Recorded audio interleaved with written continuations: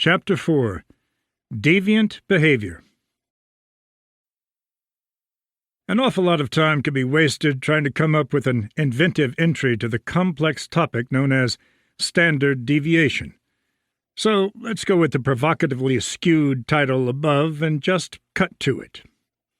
Reading those two words, standard deviation, may make you wince, but this will be more compelling than the boring statistics class you had in college, because we are talking about how to get rich. Understanding standard deviation can help you comprehend risk and let you quantify it in your portfolio, allowing you to determine whether you are taking on too much of it. Even better, standard deviation can help you quantify just how much money you could lose in a given year, in stark dollar terms. Your gains always must be weighed against the risk of wealth destruction that you willingly or unknowingly took on to attain those returns. The question, what were your returns over such and such period of time, means nothing in a vacuum. You can have the highest returns in investing history, but performance means nothing, and I mean nothing, unless it is evaluated in the context of risk. Few financial advisors know much about standard deviation, and even fewer talk to their clients about it. Given the many failures of Wall Street advisors regarding risk, the individual investor must understand standard deviation better, and this requires knowing the ins and outs of the term. Your familiarity with it will help you have a clearer conversation with your advisor about the biggest risks in your portfolio. In Chapter 3, we talked about risk and offered an example of two advisors with different approaches. One advisor offers an average return of 10% a year, with a 95% chance that your account's range of volatility runs from up 40% to down 20%. While actual results will fall somewhere in this range, you have just as good a chance in any given year of making 40% as you do of losing 20%. Nobody should be comfortable with that high level of risk. The other advisor we mentioned offers you a 95% chance at returns that have a maximum upside of only 14% for any given year and a downside of still being up 6%, a much safer bet. Though we didn't tell you at the time, it was too early, those numbers arise from different standard deviations for the two portfolios. Technically, standard deviation, or STD in Wall Street's unfortunate abbreviation for the term, describes how much one particular set of data has deviated in the past from the average of the larger data set that encompasses it. For investing purposes, standard deviation is a way of placing a number on how much risk and volatility your portfolio and your nerves sustained in reaping its returns. Boiled down, standard deviation is a volatility index, and the higher the STD, the higher the volatility, and consequently, the wider the range of ups and downs your portfolio has gone through in the previous 10-year period. You want your portfolio to churn out high returns while also having a narrower range of possible outcomes and a reduced chance of downside losses.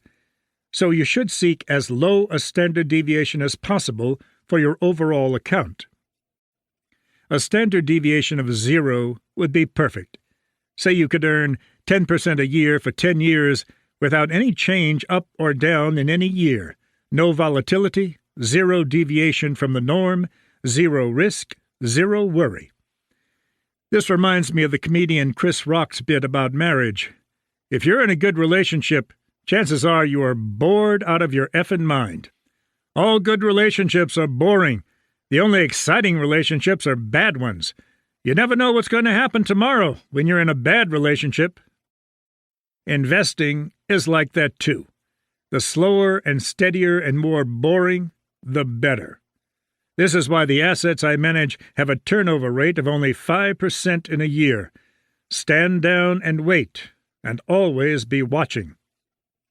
By quantifying this risk and volatility as the standard deviation based on results over a long period of time, you will have a better sense of where your investments have been and where they most likely are headed. At the least, you can better anticipate the possible range of outcomes, because they have occurred 95% of the time in the previous decade or more. The hope is that the next year might be much like the 10 years leading up to it. Let's say your portfolio posted an average annual return of 8% over the previous 10 years.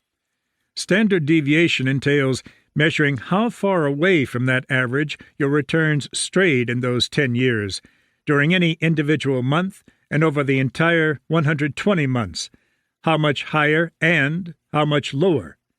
The high and the low set the outer boundaries for how widely your returns varied, how drastically they deviated from the mean, the average 8% return each year for the previous decade. Put another way, how much volatility did you have to endure to reap the average growth rate your portfolio produced? Lower volatility equals a lower standard deviation, and that means a smoother path to higher returns. Think of your portfolio as the ultimate streamlined Olympic bobsled, one that travels farther and faster by hewing to the perfect line and avoiding inefficient swerves back and forth. Quantifying Risk. For most of this book, I have carped at Wall Street for its inability to identify and manage risk, and especially to quantify it. Well, standard deviation is a great way to quantify risk, although that is just the first step to devising a better way to construct your portfolio. Here are some examples to illustrate it, because this is easier to understand than it appears. Say your 401k had a rate of return of 8% a year for the past 10 years, based on the average returns of your entire account in that full decade. Now, in 1 year, your account managed a stellar 18% return, but in another year, it hit the worst return it would produce, down 2%. This is oversimplified, but go with me here. This would mean your account had a first standard deviation of 10. That is to say, the best it did was 10 percentage points higher than the average return of 8%, that stellar 18% return in one particular year.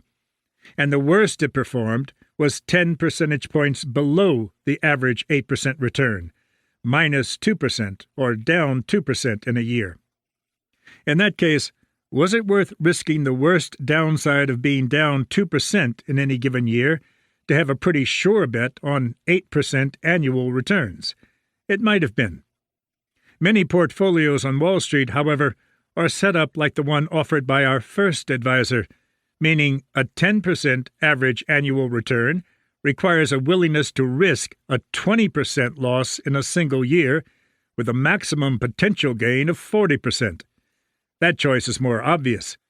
Risking a loss in any year that is double your average annual gain isn't worth the promise of the average return, which was 10%.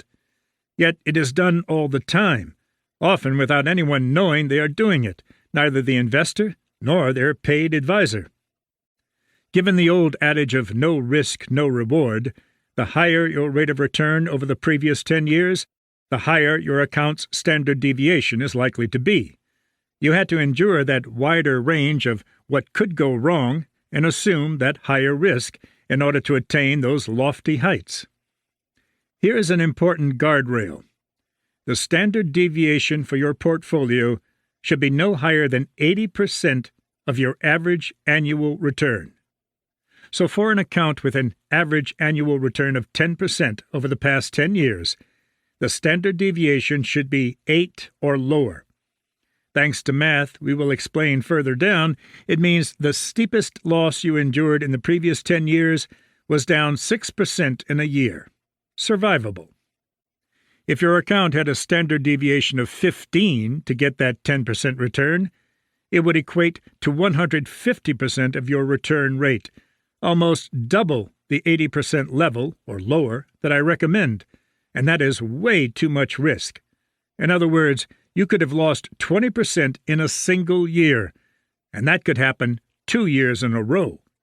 Deadly. Knowing more about standard deviation has a secondary benefit. You can learn a lot about your financial advisors by asking them about it. If he or she has no idea what the metric is and doesn't use it, find another financial advisor.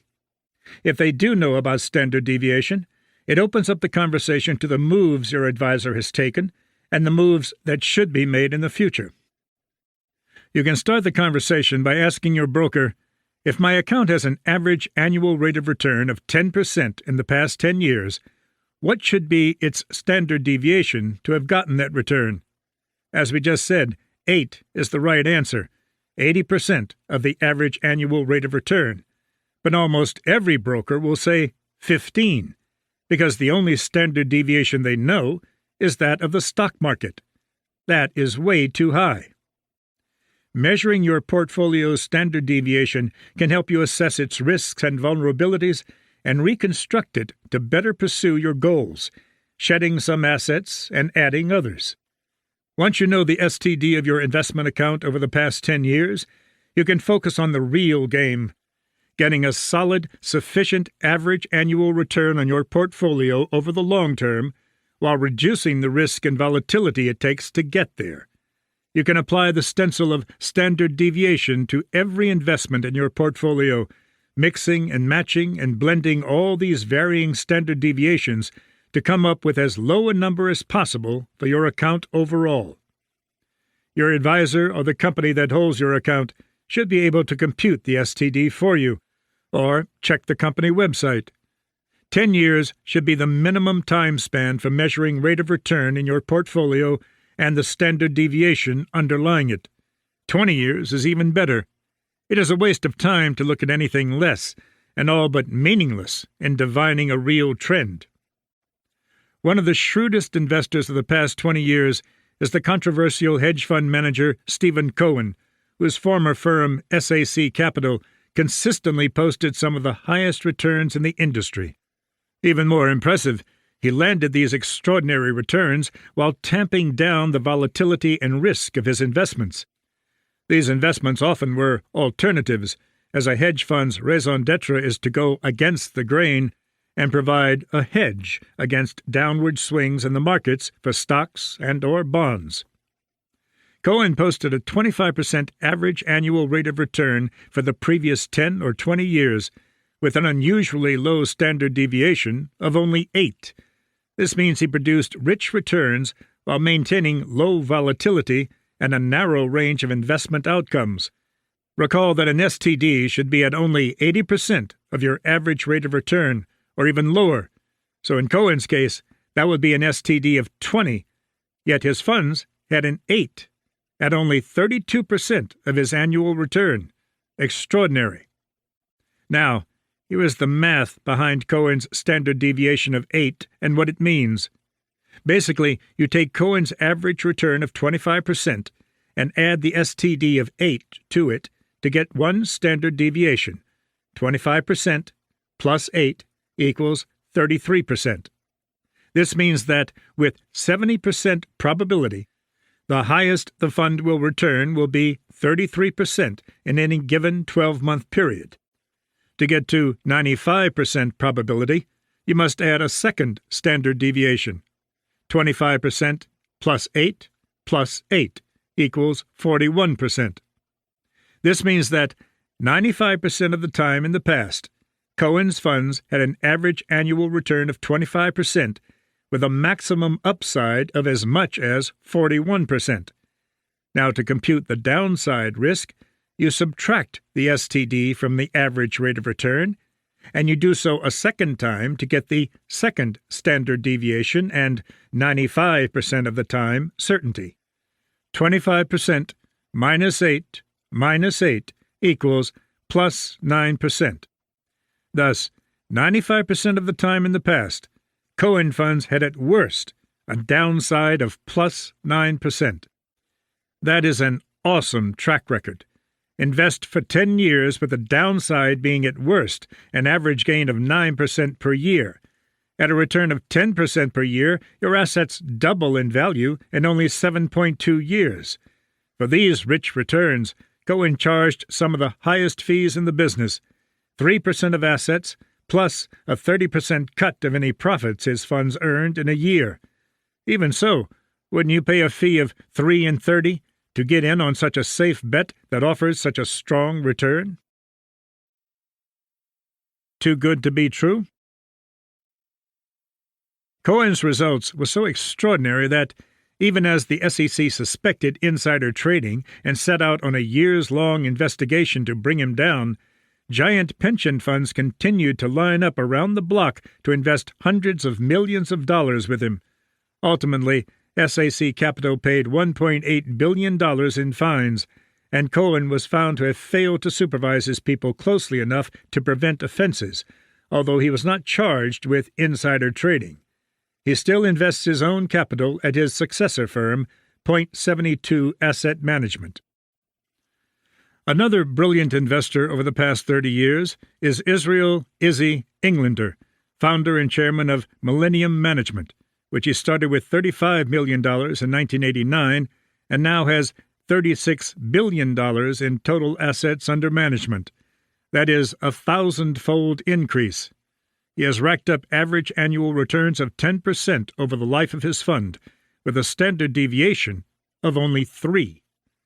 This means his fund had a very narrow range of actual and possible outcomes, even taken out to 95% certainty, and 2 standards of deviation, falling within the range of 16% at the best and still up 4% at the worst. Underlying math: average annual return of 10% plus 3 equals 16% maximum upside. Average annual return of 10% minus 3 equals 4% maximum downside.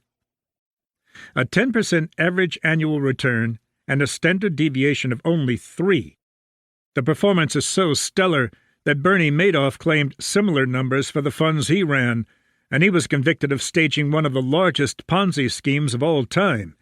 He stole $8 billion in investors' funds and told them it had turned into $65 billion, which it had not. The broad U.S. stock market trades shares of more than 3,500 publicly held companies with average annual returns of 7.48% and a standard deviation of 16. It means in a year you could lose 24%, which is way too high. This is why no one should invest all of their assets in stocks. You lower the standard deviation of your account overall by adding varied assets with narrower ranges of possible investment outcomes. Biotechnology stocks tend to be very volatile. That's because the price of a stock will depend on how the company's latest drug trials perform and whether the results and the ensuing media coverage are good or bad. Snack food stocks tend to be more stable because snack foods have pretty consistent demand, so the earnings tend to be predictable. In addition to looking at the standard deviation of a particular stock and its historical ups and downs, an investor can look at one stock's deviation from the market overall. Walmart, for example, has a very low correlation to the stock market, a standard deviation of 0.18, which means the stock matches the market only 18% of the time. All of this predictive odds-making is based on spinning out possible outcomes based on results seen over the prior decade or more. Ignore the Wall Street maxim that says past returns offer no guarantee of future results.